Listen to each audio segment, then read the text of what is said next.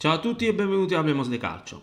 C'è un giovane difensore di cui si parla molto bene in Spagna e ho pensato di presentarlo a quanti vorranno guardare questo video. Il calciatore in questione è Rafa Marin, prodotto della cantera del Real Madrid che, attenzione, all'età di 14 anni lo prelevò da un'altra cantera, quello del Siviglia.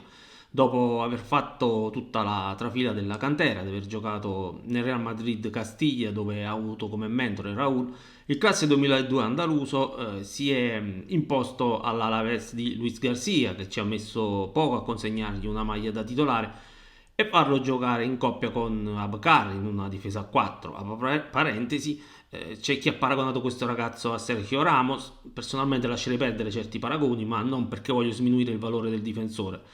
Prima di continuare con le skills di Rafa Marin e scoprire qualcosa di più su questo difensore, il consueto invito a iscrivervi al canale. Rafa Marin ha saputo adattarsi fin dal primo giorno dal suo arrivo all'Alaves, dando immediatamente prova di essere un calciatore maturo a dispetto della giovane età. Pensate che la scorsa estate Rafa Marin sarebbe rimasto al Real se fosse partito Nacho. Probabilmente è andato meglio così perché con Luis Garcia il ragazzo ha avuto l'opportunità di giocare titolare e crescere ulteriormente. È vero, la scelta è stata anche un po' obbligata visto l'infortunio al ginocchio di Sedlar. Questo va detto giusto per la cronaca, così come va detto che l'Alaves ha voluto con forza il difensore convinto delle sue qualità. Vale la pena sottolineare inoltre come quella dello scorso campionato sia stata la prima esperienza del difensore in un campionato difficile come la Liga.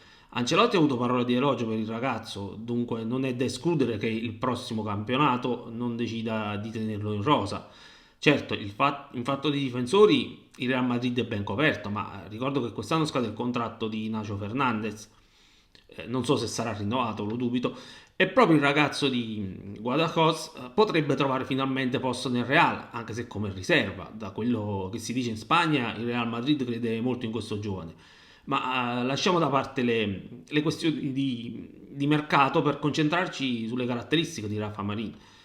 Una cosa da dire, da quello che so io, Rafa Marin non ha mai giocato in una difesa a 3. Tuttavia credo abbia le caratteristiche giuste, soprattutto come centrale del terzetto. Detto questo, solitamente Rafa Marin gioca a centrodestra, in alcune occasioni ha fatto anche il centrosinistra. A riguardo è utile dire come, sebbene sia un destro naturale, se la cava bene anche con il piede sinistro. È un calciatore alto e 191 cm, stilisticamente non è bello da vedere, ma è concreto. Ha un ottimo senso della posizione, non è uno che ama prendersi rischi, va in anticipo solo quando è del tutto sicuro. È bravo nelle chiusure, è sempre molto concentrato in marcatura. Io non so cosa deciderà di fare il Real Madrid con questo ragazzo, ma sono sicuro che giocare un altro anno da titolare potrebbe permettergli di fare un ulteriore e importante step. Rafa Marini è un difensore affidabile, ha dimostrato grande serietà dentro e fuori al campo, lavora sodo ed ha tanta voglia di imparare dai compagni. Credo che potrà avere una buona carriera. Poi ce lo dirà il tempo, questo ovviamente. Per adesso posso sicuramente affermare che Rafa Marin è un buon difensore.